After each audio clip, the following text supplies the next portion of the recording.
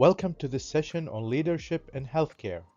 In this section, we'll explore the foundation of what it means to be an effective leader in one of the most dynamic and high-pressure environment, which is our healthcare system. Let us begin with our key learning points. First, we're going to understand the differences between leadership and management, which is essential. While management focuses on systems, procedures, and efficiency, leadership is about vision, direction, and motivating people through change. Leadership competencies are vital for success in healthcare setting. The most effective leaders possess a clear sense of purpose, communicate effectively, and inspire their teams, even under conditions of high stress and limited resources. While traditional leadership theories have yielded limited practical outcomes, recent research in emotional intelligence offers promising frameworks for understanding and developing leadership skills. Leaders who can recognize, understand, and manage their own emotions and those of others are better equipped to lead effectively. Great leaders are often risk takers. They are not afraid to face failure. In fact, they use failure as an opportunity for reflection, growth, and long-term improvement. Leadership, in this view, is a learning process, not a fixed state. So let us begin by setting the stage. In today's healthcare institutes, leadership is more critical than ever. Healthcare organizations face mounting challenges, constant change, higher patient expectation, strained resources, increased competition for skilled clinicians, and rising patient acuity. Leaders must not only manage operations, they must navigate complex systems, guide diverse teams, and remain agile in the face of unpredictable demands. Some are tasked with addressing chronic staffing issues, preparing for disaster, or responding to public health crises, all while upholding quality of care. True leadership in medicine is not just about holding a title, it's about earning trust, maintaining clarity, and responding to uncertainty with decisiveness and empathy. Let us begin with a clear distinction. Management is primarily concerned with the operational side of the department. It focuses on planning, organizing, staffing, budgeting, and ensuring that day-to-day tasks are completed efficiently. Managers maintain order and structure. They ensure compliance with protocol, optimizing throughput, and allocate resources appropriately. In contrast, leadership is fundamentally about vision and influence. Leaders chart the direction for the department. They inspire people to move toward a shared goal, even amidst ambiguity and resistance.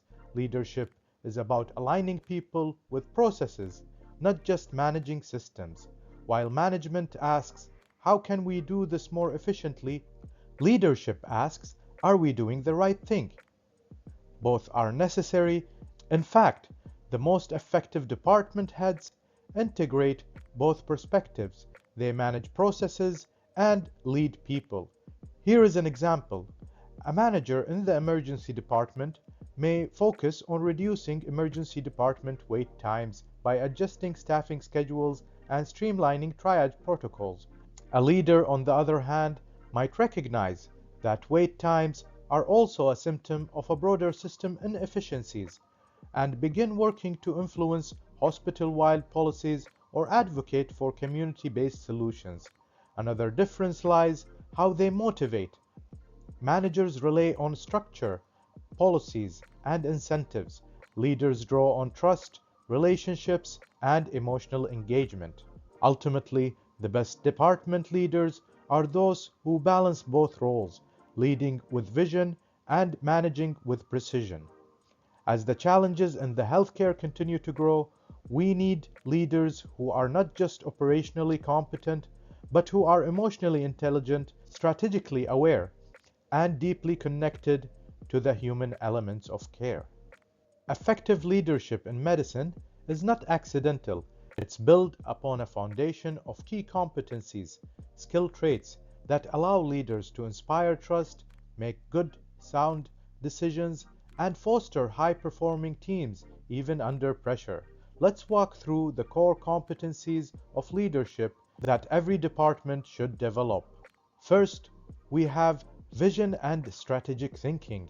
Strong leaders operate with a clear sense of a mission and direction. They are able to articulate a compelling vision, not just the day-to-day function of the department, but for its evolution over time. In the fast-moving world, a leader must be future-oriented. That means anticipating needs, identifying emerging challenges, and aligning their team around long-term goals. Even as they respond to immediate crisis, a good leader asks, where are we going? Why does it matter? And how can we bring everyone along with us? Healthcare is a high-stakes environment where rapid decisions can have life or death consequences. Leaders must be able to make tough calls quickly and often with incomplete information and competing demands. Good leadership means being decisive, but not reckless. It requires judgment, experience, and the humility to adjust course when necessary. And crucially, it involves creating a culture where other team members also feel empowered to make timely decisions within their roles. Emotional intelligence and self-awareness. Technical knowledge is not enough. Leaders must be emotionally intelligent. That is, they must understand their own emotional responses, regulate them effectively, and recognize the emotional needs of others. Self-awareness fosters authenticity, and authenticity fosters trust. A leader who can stay calm, listen deeply, and respond with empathy, even in high-stress situations, creates psychological safety, allowing team members to speak up, innovate, and support one another. Leadership lives or dies by communication.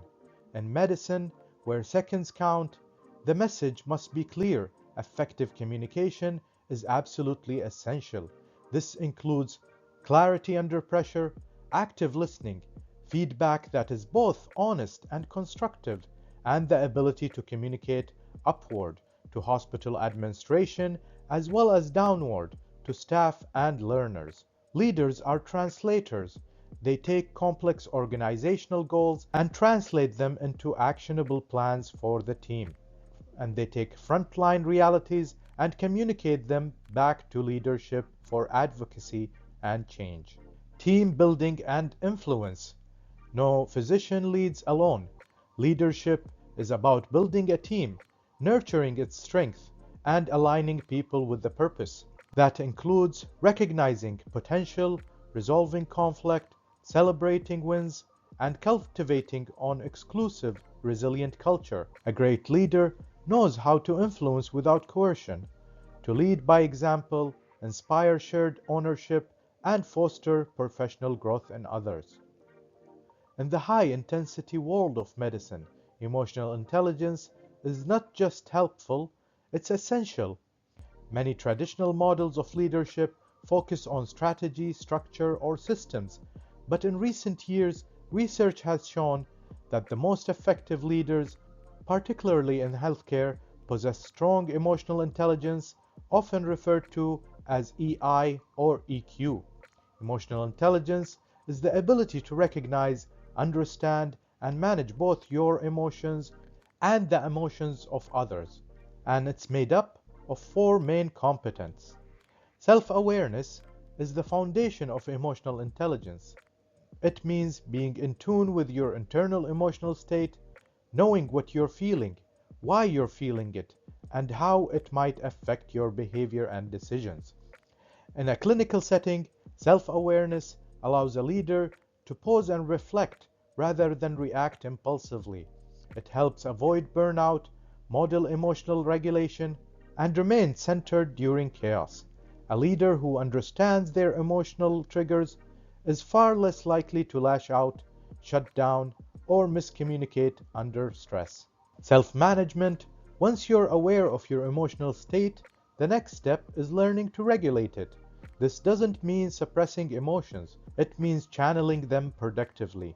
Self-management includes staying calm under pressure, demonstrating resilience, thinking before acting, and maintaining integrity in difficult moments. In our healthcare institutes, where tempers can flare and emotions run high, a leader who manages themselves well sets the emotional tone for the entire team. Social awareness. Empathy is often undervalued in fast-paced environments, but it is crucial. Social awareness means recognizing and understanding the emotions, perspectives, and concerns of others, whether it's a distressed patient, an overwhelmed nurse, or a junior resident who feels unsure. Empathetic leaders don't just listen, they listen to understand. They notice body language, tone of voice, and subtle signs of distress, and they respond with compassion and curiosity, not judgment. Finally, emotional intelligence is about building and maintaining strong, healthy relationships. This includes managing conflict constructively, providing meaningful feedback, inspiring and guiding teams, and building trust over time. In the healthcare society, where multidisciplinary teams must work together seamlessly, relationship management is vital. It fosters a collaborative culture, enhances patient safety, and improves overall job satisfaction. In short, emotional intelligence is the glue that holds leadership together. It allows leaders to move beyond checklists and charts, to connect with people, guide them through uncertainty, and build a shared commitment to care. And the good news, emotional intelligence is not fixed. Like any skill, it can be learned, practiced, and strengthened over time. In our healthcare society, becoming an effective leader requires both intentional learning and real-world experiences. Let's explore the key strategies for leadership development in our departmental setting. There is a growing number of formal programs in healthcare leadership, offered through medical schools, universities, and professional societies. These programs provide valuable foundations in organizational behavior, system thinking, finance, and policy. However, real leadership development often occurs in less formal ways, through practice, reflection, mentorship, and the lessons learned in daily challenges. For example, managing a night shift short-staffed, or navigating difficult conversation with a patient family.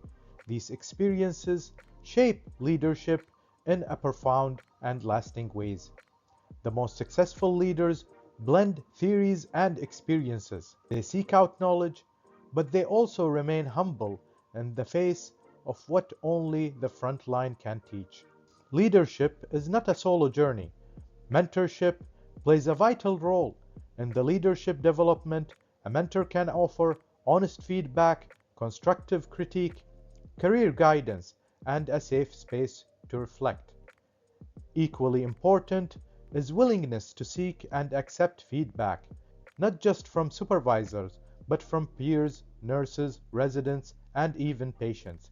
Feedback is the mirror that allows leaders to see blind spots, challenge assumptions, and grow. Leadership demands self-awareness not just at the moment, but over time. Regular self-assessment and reflection allow leaders to pause, evaluate their actions, and ask critical questions. What did I do well today? Where did I struggle? And how did my leadership affect others? These moments of reflection, especially when combined with journaling or coaching, create the internal dialogue necessary for sustained improvement. Failure is not the opposite of leadership, it is part of it. Leaders will inevitably face moments where decisions don't go as planned, where communication breaks down, or where systems fail. What distinguishes great leaders is not the absence of failure, but their responses to it. Do they take ownership? Do they learn? Do they share those lessons to help others grow? In high-stakes environment, resilience and adaptability are among the most valuable traits a leader can develop. Finally, leadership is not just about what you do. It's about who you are becoming. Developing as a leader involves crafting a personal leadership identity. This means aligning your actions with your values, your goals, and your principles. Great leaders are authentic. They don't copy someone else's style, they develop their own. And in medicine, where authenticity is quickly recognized, and inauthenticity even more so, this identity is your most powerful tool. Leadership development is an ongoing process. It is not a destination, but a continuous journey fueled by curiosity, reflection, and deep commitment to serve others better. Leadership in the healthcare is uniquely complex because it is dynamic, high stakes, often unpredictable environments, and with that comes a specific set of leadership challenges. Let us explore few of the most significant. Departments frequently operate under resource constraints, including limited beds, staffing shortages, and constrained budgets. Leaders must find ways to deliver high-quality care with what they have, balancing the needs of the patients, providers, and administrators. This requires creativity, prioritization, and the ability to advocate for systematic change while managing immediate demands. Patients that present with a wide range of illness and injuries, many of which are urgent or life-threatening, leaders must ensure that staff can function efficiently under extreme pressure and often with little warning or preparation. Moreover, many departments struggle with overcrowding, which affects care quality, staff morale, and patient safety. A strong leader helps create processes, flow systems, and cultures that minimize chaos and support resilience. Most departments in the hospital, they don't function in isolation. Leaders must navigate the larger hospital system, dealing with inpatient, bottlenecks, administration, and coordination across multiple departments. Interdepartmental communication and sometimes negotiation is an essential part of the leader's role. In moments of crisis, leaders become incident commanders, guiding teams through unpredictable circumstances. Strong leadership in such time depends on preparation, communication, decisiveness, and calm under pressure. In multiple departments, and specifically the emergency, staff are exposed to trauma, long hours, emotional fatigue, and moral distress. It is the leader's responsibility to prioritize wellness, promote health team dynamics, and create space for recovery and support. Without attention to well-being, even the most competent team will eventually fail. Modern department leaders must also address systemic inequalities, both among patients and within the workforce. This includes advocating for vulnerable population, ensuring fair access to care, promoting an inclusive workplace culture. These are not peripheral issues, they are core to ethical and effective leadership. In short, departmental leadership is about navigating complexity, pressure, and change with compassion, clarity, and courage. As we close this exploration of leadership in healthcare society, let us return to the central theme. Leadership is not just about authority, it is about impact. Many departments demand a leader who can do more than just manage. They must inspire, connect, and evolve.